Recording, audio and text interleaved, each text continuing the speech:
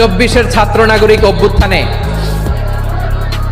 এই অভ্যুত্থান যখন শুরু হয় আমি তখন সাউথ আফ্রিকাতে একটা স্ট্যাটাস দিয়েছিলাম, কোটা নয় গোটা দেশ সংস্কার করা লাগবে। শুধু বাংলাদেশ নয়, সারা বিশ্বের বাংলা ভাষাভাষী লোকেরা এই আন্দোলনের সাথে সমর্থন তারা করেছে, এটাকে সাপোর্ট করেছে, তারা সমর্থন দিয়েছে। আমাদের ইউনাইটেড আরব আমিরাতের বাংলাদেশি ভাইয়েরা তারা সেখানে রাস্তায় নেমে এসেছিল, জানেন? ওইখানে ডেমনস্ট্রেশন করা যায় না, সেখানকার সরকার তাদেরকে যাবজ্জীবন দিয়েছিল। তখন আমাদের এই যে প্রধান উপদেষ্টা ডক্টর মোহাম্মদ ইউনূস সরাসরি G2G বলে, এটারে G2G, government to government, G2G, উনি চিঠি লিখলেন যে তাদেরকে, ইউর হাইনেস, হে সম্মানিত আমির, আপনি আমার এই চিঠির কারণে আমার সম্মানে এই 53 জন বাংলাদেশিকে মাফ করে দেন। এই চিঠির বদৌলতে বেকসুর খালাস পেয়ে গিয়েছিল আমাদের ভাইরা, জানেন না এই ঘটনা আপনারা?